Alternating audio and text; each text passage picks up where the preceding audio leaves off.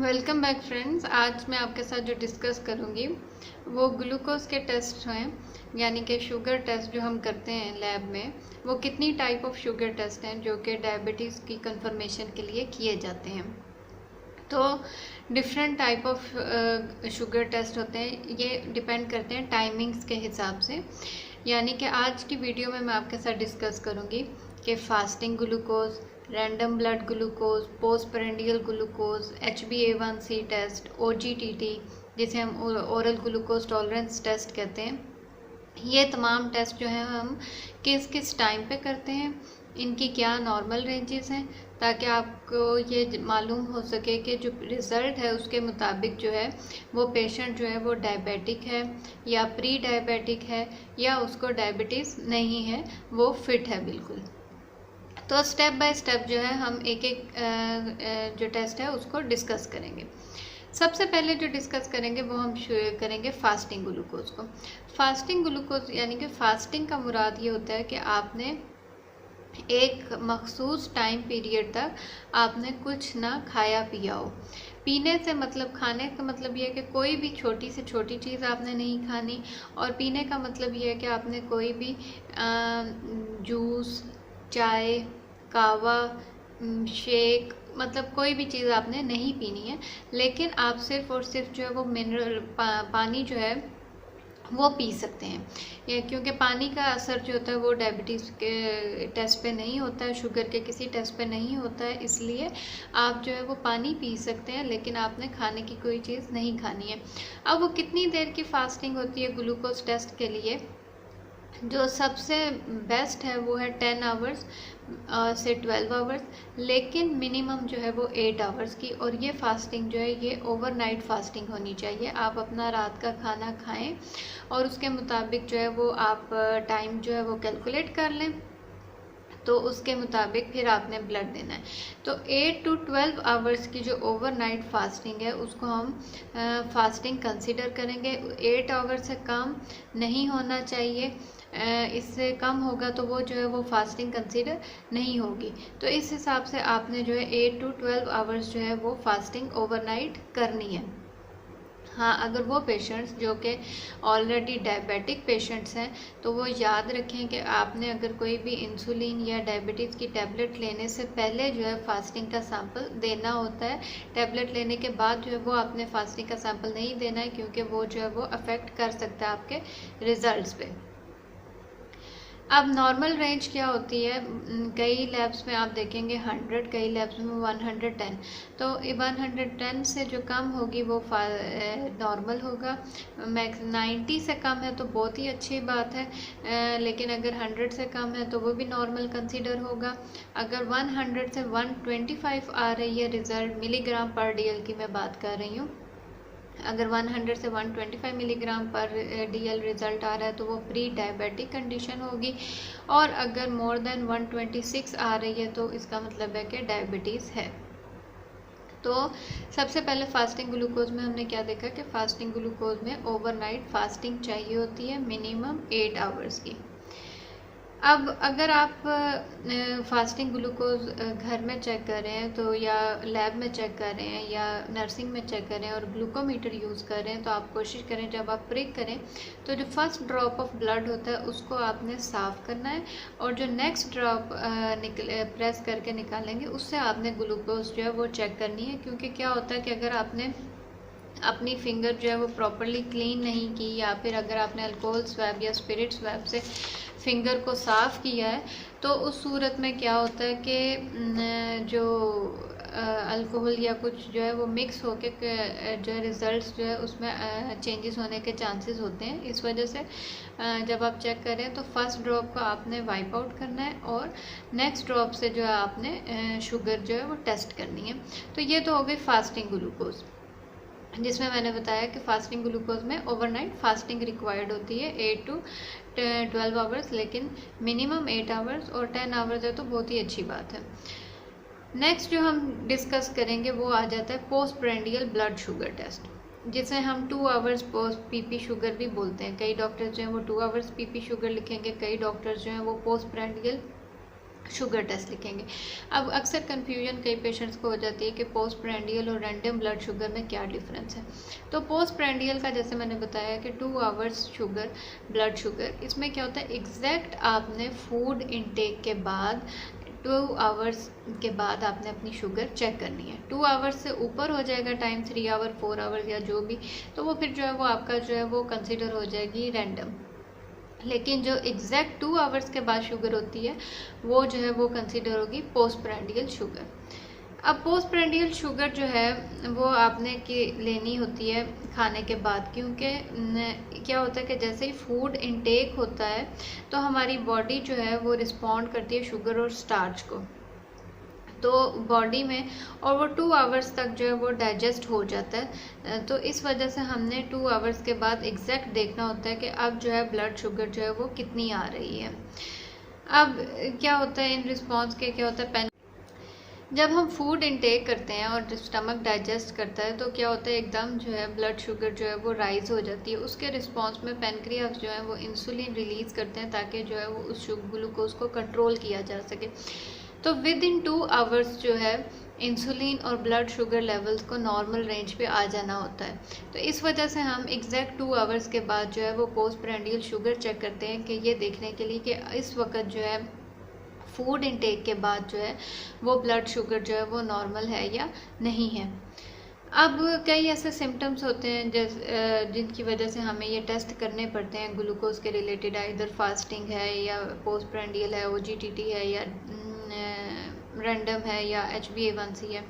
वो सिम्टम्स क्या होते हैं, अगर फ्रीक्वेंट यूरिनेशन हो रही है, बहुत ज़्यादा पेशाब आ रहा है, बहुत ज़्यादा प्यास लग रही है, अगर आपको कोई इन्फेक्शन ठीक नहीं हो रहा, बार बार आपको इन्फेक्शन हो रहा है, या अगर आपको कोई ज़ख़म है वो बहुत आहिस्ता से हील हो रहा है, टाइम ले रहा है ज़्यादातर, तो इस सूरत में, या वेट, अगर ओबेसिटी है, वज़न बहुत ज़्यादा है, तो इन सूरत में जो है ये डायबिटीज़ के टेस्ट जो हैं वो किए जाते हैं। अब हम दोबारा आते हैं पोस्ट प्रेंडियल की तरफ। अब पोस्ट प्रेंडियल टेस्ट को जो करने के लिए क्या करना होता है, आपने क्या करना है, या तो अगर आपके पास मेजरमेंट है तो आपने 75 ग्राम जो है वो एटलीस्ट 75 ग्राम्स जो है वो आपने लेने होते हैं कार्बोहाइड्रेट्स के अपने ब्रेकफास्ट में। और यह याद रखें कि पोस्ट प्रेंडियल टेस्ट जो है वो भी सुबह के टाइम किया जाता है। सबसे अच्छा यही है कि आपने फास्टिंग की है, फास्टिंग सैंपल दिया है, उसके बाद आपने ब्रेकफास्ट अपना लिया है और उसके 2 घंटे के बाद आपने PP शुगर का सैंपल देना है। अब 2 ऑप्शंस हैं, या तो अगर आपका मेजरमेंट है आपके पास मौजूद तो आपने क्या करना है, 75 ग्राम ऑफ कार्बोहाइड्रेट्स जो हैं वो अपने नाश्ते में लेने हैं, या इसके अलावा आपने पूरा मतलब एक तरह से अच्छा वाला नाश्ता करना है जिसमें कार्बोहाइड्रेट्स जो हैं उनकी मिकदार ज़्यादा हो। अगर आपके पास वो नहीं है, कुछ भी कार्बोहाइड्रेट नहीं है, तो 75 ग्राम जो है ग्लूकोज का वो आपने पानी में मिला के पीना होता है, जो ग्लूकोज मिलते हैं इजीली फार्मेसी या किसी भी जनरल स्टोर में। तो उसके बाद आपने जब नाश्ता कर लिया या जो ग्लूकोज ले लिया या जो भी आपने इनटेक लिया है, फिर आप याद रखें कि आपने अब उस 2 घंटे के दौरान कुछ और नहीं खाना है, क्योंकि हमने एग्जैक्ट 2 आवर्स के बाद जो है फूड इनटेक के एग्जैक्ट 2 आवर्स के बाद हमने जो है वो पोस्ट प्रेंडियल शुगर जो है वो चेक करनी होती है। अब पोस्ट प्रेंडियल शुगर जो है वो उसका रिज़ल्ट क्या है वो मैं आपके साथ शेयर करती हूँ, यानी कि नॉर्मल रेंज क्या होती है। जो नॉन डायबिटिक पेशेंट्स होंगे उनकी जो है वो शुगर लेस देन 140 मिलीग्राम पर DL आनी चाहिए। अगर रिज़ल्ट आ रहा है 110 मिलीग्राम, 124 मिलीग्राम, 95 मिलीग्राम या 130 मिलीग्राम, तो इसका मतलब है कि ये पोस्ट प्रेंडियल रिज़ल्ट जो है ये शो कर रहा है कि पेशेंट जो है वो नॉन डायबिटिक है। लेकिन जो हैं डायबिटिक पेशेंट्स उनकी वैल्यू आप देखेंगे कि वो लेस देन 180 भी हो सकती है या मोर देन 180 भी हो सकती है, डिपेंड करता है कि उनकी डायबिटीज़ किस हद तक जो है वो कंट्रोल में है। तो ये जो रिज़ल्ट्स हैं ये शो करेंगे पोस्ट प्रेंडियल रिज़ल्ट्स।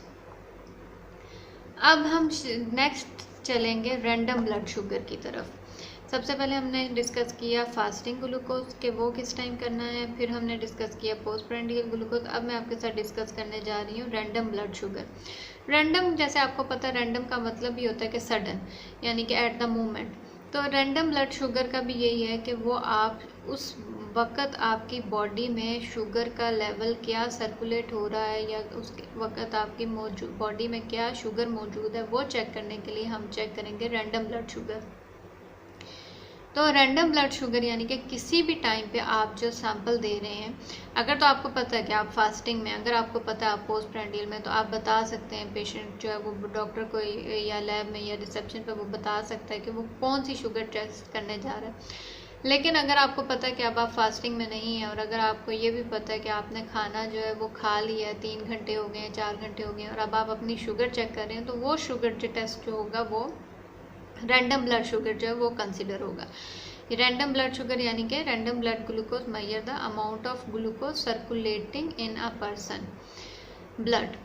अब इसके लिए जो होती है हमें कोई भी फास्टिंग नहीं चाहिए होती। अगर आपको किसी ने बोला है कि रैंडम ब्लड शुगर चेक करें, तो आप किसी भी टाइम पे जाके चेक कर सकते हैं। उसके लिए आपको कोई फास्टिंग रिक्वायर नहीं है, कोई आपको टाइम नोट करने की ज़रूरत नहीं है कि आपने जो है खाना किस टाइम खाया, ब्रेकफास्ट, लंच, डिनर, मतलब कोई भी हार्ड एंड फास्ट रूल नहीं है। रैंडम ब्लड शुगर आप किसी भी टाइम पे चेक कर सकते हैं।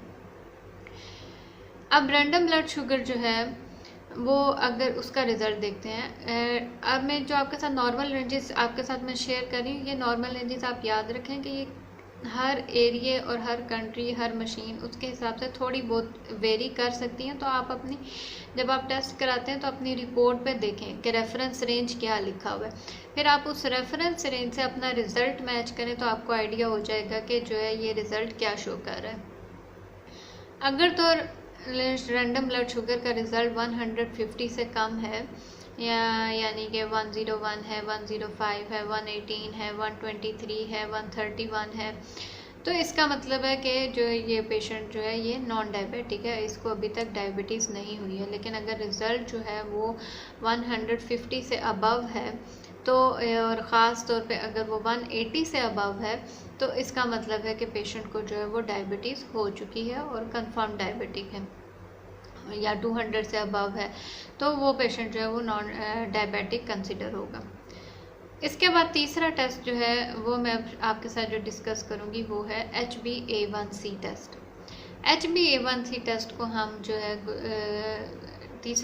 फोर्थ नंबर ऑफ टेस्ट जो मैं आपके साथ डिस्कस करने जा रही हूँ डायबिटीज़ के रिलेटेड, वो है HbA1c टेस्ट। HbA1c टेस्ट को हम ग्लाइकेटेड हीमोग्लोबिन भी बोलते हैं। अब ग्लाइकेटेड हीमोग्लोबिन चेक करने की ज़रूरत क्यों पेश आती है? जब भी हम कोई भी फूड इनटेक करते हैं बॉडी में, तो क्या होता है कि उस फूड का जो ग्लूकोज मॉलिक्यूल है वो अटैच हो जाता है हमारे हीमोग्लोबिन के साथ और एक नॉर्मल रेंज तक अटैच होता है।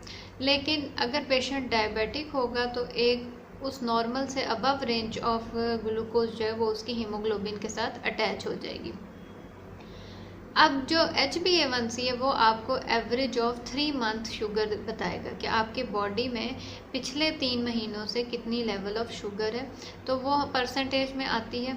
तो वो टेस्ट भी हमें हेल्प करता है कि हमें पता चल सके कि हमारी पिछले 3 महीनों से हमारी बॉडी के अंदर एवरेज शुगर कितनी आ रही है। अब HbA1c जो है वो टेस्ट आप किसी भी टाइम पे सैंपल दे सकते हैं, उसके लिए कोई फास्टिंग या कुछ भी रिक्वायर्ड नहीं होता है कि आप, और इसका सैंपल जो है वो हम होल ब्लड में लेते हैं। इसके लिए हमें होल EDTA ब्लड चाहिए होता है, क्योंकि HbA1c के लिए हमें रेड सेल्स चाहिए होते हैं, क्योंकि हीमोग्लोबिन जो है वो रेड सेल्स के अंदर मौजूद होती है।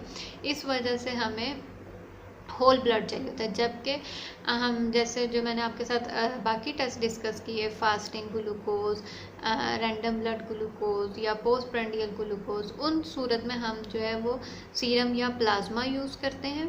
जबकि HbA1c टेस्ट के लिए हमें EDTA होल ब्लड सैंपल चाहिए होता है, यानी कि सैंपल जो है HbA1c का वो डिफरेंट है। अब हम 3 मंथ एवरेज क्यों लेते हैं? क्योंकि जैसे आपको पता है कि RBCs रेड ब्लड सेल्स का लाइफ स्पैन जो होता है वो 120 डेज़ होता है। तो अब हम अंदाज़ा तो नहीं कर सकते अपनी बॉडी में कि कौन से सेल्स जो हैं उनका लाइफ पीरियड 120 हो गया या नहीं हो गया। तो इस वजह से हम एवरेज जो रखते हैं वो HbA1c की वो हम 3 मंथ रखते हैं कि हमें 3 मंथ का अंदर एवरेज मिल रही है कि बॉडी के अंदर ब्लड ग्लूकोज कितना मौजूद है। अब जो नॉन डायबिटिक पेशेंट्स होंगे उनका जो है वो लेस देन जो 6 अगर आ रहा है 6%, तो वो इसका मतलब है पेशेंट नॉन डायबिटिक है। अगर जो है 6 से 7 के दरमियान में आ रहा है, 6 to 7% के दरमियान में आ रहा है, तो इसका मतलब है कि वो रिस्क बढ़ रहा है डायबिटीज़ की तरफ जाने का। अगर 7 से अबव आ रहा है तो इसका मतलब है कि एक तरह से प्री डायबिटीज स्टार्ट हो गई है। और अगर वो 8 से अबव आ रहा है रिज़ल्ट, तो इसका मतलब है कि पेशेंट जो है वो डायबिटिक है। तो इस तरह हमें HbA1c रिज़ल्ट जो है, HbA1c टेस्ट जो है वो हमें हेल्प करता है ये जानने में कि पेशेंट की कौन सी कंडीशन है, नॉन डायबिटिक है, प्री डायबिटिक है, एट द रिस्क है, या फिर वो डायबिटीज़ है। अब जो लास्ट टेस्ट इस वीडियो का मैं आपके साथ डिस्कस करने जा रही हूँ डायबिटीज़ के रिलेटेड, वो है glucose tolerance test. Glucose tolerance test हमें कराने की ज़रूरत इसलिए पड़ती है ख़ास तौर पे प्री डायबिटिक पेशेंट्स के लिए, और अगर स्टार्ट ऑफ डायबिटीज़ है उस सूरत में हम OGTT टेस्ट करने की ज़रूरत पड़ती है। अगर पेशेंट ऑलरेडी डायबिटिक है तो फिर OGTT टेस्ट करने की ज़रूरत नहीं है। बेसिकली ये टेस्ट जो है नॉर्मली अगर देखा जाए तो ये बहुत ज़्यादा जो है वो प्रेग्नेंट वुमेन में एक ख़ास मंथ ऑफ प्रेगनेंसी पे जब वो पहुंचती हैं तो उसके बाद ये टेस्ट किया जाता है, ये देखने के लिए कि ये जो फीमेल है जो अभी प्रेग्नेंट है वो जेस्टेशनल डायबिटीज़ की तरफ तो नहीं जा रही है। तो उसको कंट्रोल करने के लिए जो है OGTT टेस्ट, जिसे हम ओरल ग्लूकोज टॉलरेंस टेस्ट बोलते हैं, यह टेस्ट हम परफॉर्म करते हैं। और जैसे मैंने आपको बताया कि या तो ये प्री डायबिटिक पेशेंट्स के लिए किया जाता है चेक करने के लिए, या फिर ये प्रेग्नेंट वुमेंस के लिए किया जाता है। अगर पेशेंट ऑलरेडी डायबिटिक है तो ओरल ग्लूकोज टॉलरेंस टेस्ट की ज़रूरत बिल्कुल भी नहीं है। अब ओरल ग्लूकोज टॉलरेंस टेस्ट में हम इसको क्यों बोलते हैं, क्योंकि हम इसमें पेशेंट को जो है वो ग्लूकोज देते हैं ओरली। जितने भी आपको मैंने जैसे बताया कि ग्लूकोज अवेलेबल होते हैं, तो वो हम 75 ग्राम जो है वो ग्लूकोज पानी में मिला के उसको पिलाते हैं। इसके लिए सबसे इम्पॉर्टेंट पॉइंट्स जो हैं ओरल ग्लूकोज के लिए, ख़ास तौर पे मैं उन प्रेग्नेंट लेडीज़ को बताती चलूँ जो कि ये टेस्ट कराना चाह रही हैं कि आपको इसके लिए लाजमी फास्टिंग ही जाना है। ये हॉस्पिटल में किया जाता है, तो अगर आप जाते हैं तो आप लाजमी इसके लिए सबसे पहले फ़ास्टिंग में जाएं। अगर आप फास्टिंग में नहीं हैं तो प्लीज़ इस टेस्ट के लिए ना जाएं, नेक्स्ट डे जाएं। और दोबारा वही बात कि ओवरनाइट फास्टिंग चाहिए होती है, 8 to 10 आवर्स आप कम से कम फास्टिंग रहें, उसके बाद आप जाएं। उसके बाद सबसे पहले आपने अपना फास्टिंग सैंपल देना है। फास्टिंग सैंपल देने के बाद जो है हम इसके बाद ग्लूकोज ओरली पेशेंट को देंगे, वो पेशेंट ग्लूकोज पिएगा। उसके बाद जो है वो टाइम पीरियड आप नोट करें और आप उसके पेपर पे जो है टाइमिंग्स लिख के दे दें कि 1 आवर के बाद, और उसके बाद 2nd आवर के बाद, और कई जगहों पे जो है वो 3 आवर्स के बाद भी किए जाती है चेक शुगर। तो आप टाइमिंग्स लिख के दें पेशेंट को, और पेशेंट को बताएं कि आपने जो है अब इन 3 घंटों 2 से 3 घंटों के दौरान आपने कुछ भी नहीं खाना है। पानी आप पी सकते हैं लेकिन आपने खाना कुछ भी नहीं है।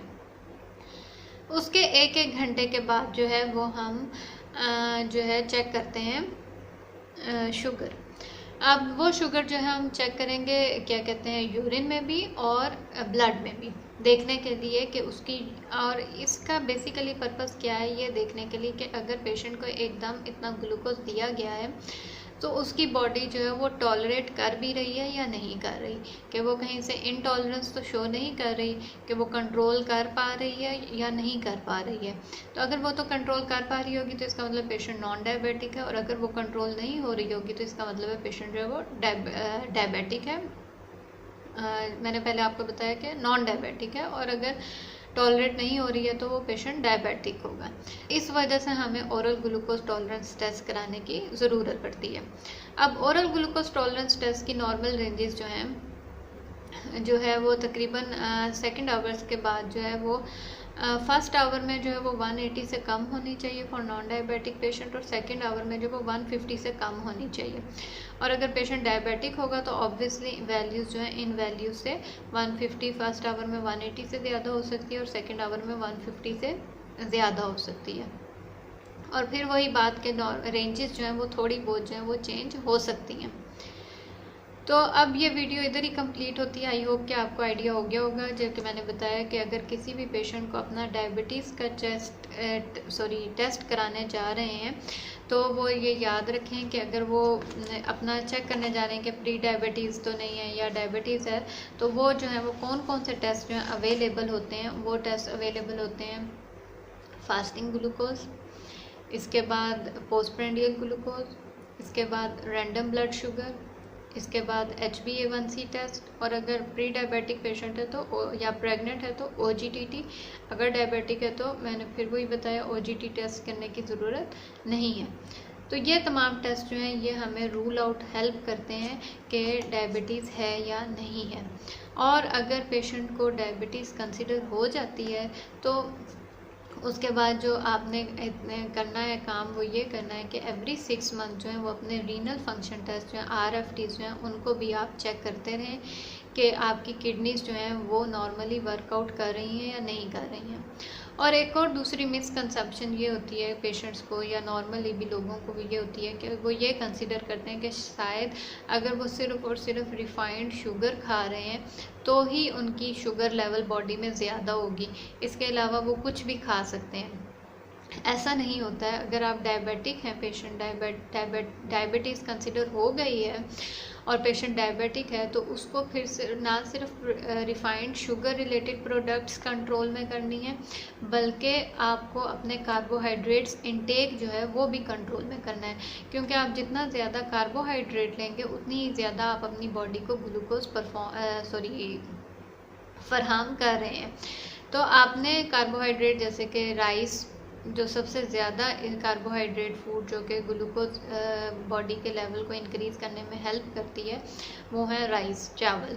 तो आपने अपने चावलों को जो है वो बहुत ज़्यादा कंट्रोल में रखना है, बहुत ही कम खाने हैं, और ख़ास तौर पे रात के टाइम तो बिल्कुल भी आप कोशिश करें ना खाएं।